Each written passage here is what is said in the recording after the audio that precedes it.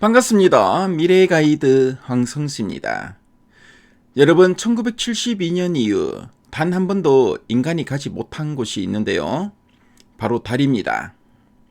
그런데 올해 4월 드디어 52년 만에 인류가 다시 달 궤도로 향합니다. 더 놀라운 건 이게 시작에 불과하다는 건데요. 2028년 달 착륙, 2032년 우리나라 달 착륙선 발사, 그리고 2045년 화성까지 지금 우주에서는 엄청난 일들이 벌어지고 있습니다. 이번 시간에는 폭발적으로 성장하고 있는 우주 경제, 그 생생한 현장을 여러분께 전해드리겠습니다.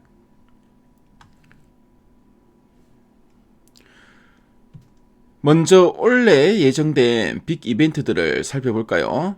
미국 나사는 올해 2월에서 4월 사이 아르테미스 2호를 발사합니다. 4명의 우주 비행사를 태우고 지구에서 40만 킬로미터 떨어진 달 근처까지 갔다가 돌아오는 10일간의 여정인데요. 여기서 최초의 여성, 최초의 흑인, 최초의 캐나다인이 달로 향하게 됩니다. 중국도 가만히 있지 않습니다. 올해 8월 창어 7호를 달 남극에 착륙시킬 예정인데요. 이 탐사선에는 특별한 비행 탐사기가 실립니다. 로켓 엔진으로 한번 도약하면 수십 킬로미터를 이동할 수 있어서 달 남극의 깊은 분화구항까지 들어가서 얼음 상태의 물을 찾을 수 있습니다. 우리나라도 빠질 수 없는데요. 지난해 누리호 4번째 발사에 성공한 우주항공청이 올해 5번째 발사에 나섭니다. 늦봄이나 초여름쯤에 초소형 군집위성 5기를 싣고 우주로 향할 예정입니다. 자, 그런데 이런 우주 경쟁이 더욱 가속화될 배경이 있는데요. 바로 트럼프 대통령의 우주 정책 행정명령입니다. 지난해 12월에 트럼프 대통령은 2028년까지 미국인을 다시 달로 보내고 500억 달러 규모의 추가 투자를 유치하겠다는 우주정책 행정명령에 서명했습니다. 핵심 내용을 보면 2028년까지 달 재귀환, 2030년까지 달 전초기지 구축, 그리고 민간 주도의 우주 인프라 구축입니다. 특히 주목할 부분은 달 표면과 궤도에 원자로를 배치해 전력망을 구축한다는 계획인데요. 2030년까지 달 표면 원자로 발사 준비를 완료하겠다고 합니다. 자, 그런데 왜 이렇게 서두를까요? 바로 중국과의 경쟁 때문인데요. 중국은 2030년대 중반까지 러시아와 협력해서 달 남극에 국제 달 연구기지를 건설하겠다는 계획을 발표했습니다. 미국과 중국의 패권 다툼, 그 무대가 이제 우주로 옮겨간 것입니다. 이제 우주는 더 이상 정부만의 영역이 아닙니다. 민간 기업들이 본격적으로 뛰어들면서 뉴스페이스 시대가 열렸는데요. 가장 주목받는 건 스페이스X의 상장입니다. 올해 중반 이후 IPO가 예상되는데 300억 달러 이상을 조달하고 기업 가치를 1조 5천억 달러로 끌어올릴 것으로 전망됩니다. 2019년 사우디 아람코 IPO를 넘어서는 역대 최대 규모입니다. 스페이스X의 성공 비결은 바로 재사용 로켓인데요. 한번 쓰고 버리던 로켓을 회수해서 다시 사용하면서 발사 비용을 10분의 1 수준으로 낮췄습니다. 2020년 25회였던 발사 횟수가 2025년에는 165회로 급증했습니다. 특히 주목할 건 저궤도 위성통신 시장인데요. 스타링크 가입자 수가 지난해 11월 800만 명을 돌파했고요. 올해는 1000만 명을 넘어설 전망입니다. 자, 그런데 이게 왜 중요할까요? 바로 2022년 러시아 침공으로 우크라이나의 통신 인프라가 파괴됐을 때 스타링크 위성통신망 덕분에 우크라이나 군이 전황을 바꿀 수 있었습니다. 저궤도 위성통신은 이제 국가 전략 자산이 된 것입니다.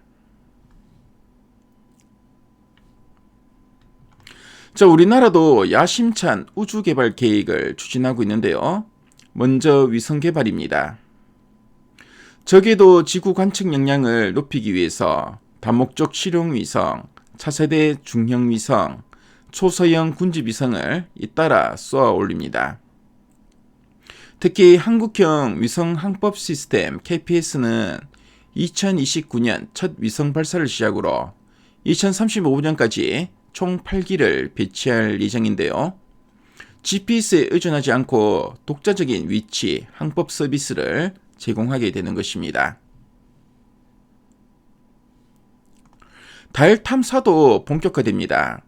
2032년 달 착륙선을 발사해 달 표면에 안착시키는 게 목표인데요. 약 5,303억 원이 투입되는 이 프로젝트는 자율주행 AI 기술을 활용한 달 표면 이동 기술, 달 기지 인프라 구축을 위한 통신 전력 기술 확보가 핵심입니다. 가장 혁신적인 건 재사용 발사체 개발인데요. 지난해 12월에 차세대 발사체를 메탄 기반 재사용 발사체로 개발하는 사업 계획이 확정됐는데요. 2조 2,921억 원을 투입해서 발사 비용을 킬로그램당 350만 원 수준으로 낮추겠다는 목표입니다. 현재 누리호가 3,500만 원인 것과 비교하면 10분의 1 수준입니다. 그렇다면 이런 우주 경제의 성장으로 수혜를 받을 기업들은 어디일까요? 세 기업을 주목해 볼 필요가 있습니다. 첫 번째는 HVM인데요. 고부가가치 첨단 군석 전문 제조 기업입니다. 우주 발사체에 들어가는 타이타늄 합금, 니켈 합금 등을 생산하고 있습니다. HVM은 미국 글로벌 로켓 기업에 2022년부터 첨단 금속 공급을 시작했는데요. 우주 관련 매출이 2022년 10억 원에서 2024년에는 75억 원, 2025년 3분기 누적 241억 원으로 급증했습니다. 수주잔고가 2024년 말 235억 원에서 2025년 3분기 354억 원으로 증가하면서 성장세가 가속화되고 있습니다. 자, 그리고 이제 두 번째 관심 있게 볼 종목은 인텔리안 테크인데요. 위성통신 안테나 분야 글로벌 선두 기업입니다. 스타링크 등 저궤도 위성통신 서비스의 본격화로 게이트웨이 안테나 수요가 지금 급증하고 있고요. 그래서 인텔리안 테크는 AST 스페이스 모바일 등 신규 고객사 확대로 매출이 다각화되고 있습니다. 자, 그리고 지정학적 분쟁 증가로 군용 안테나 시장의 성장도 전망되고 있습니다. 자, 세 번째는 에피 위성인데요. 자, 에피 위성은 위성 본체 및 핵심 부품 개발 전문 기업입니다. 2032년 달 착륙선 개발 사업에서 탑재 컴퓨터, 로봇 등 핵심 부품 수주가 좀 기대되고 있고요. 자, 천리안 위성 5호 개발 사업 본격화로 탑재 컴퓨터의 수주 가능성도 있어 보입니다. 자, 그리고 초소형 위성체계 사업에서 AIS 탑재체 44기 공급 계약도 기대되고 있습니다.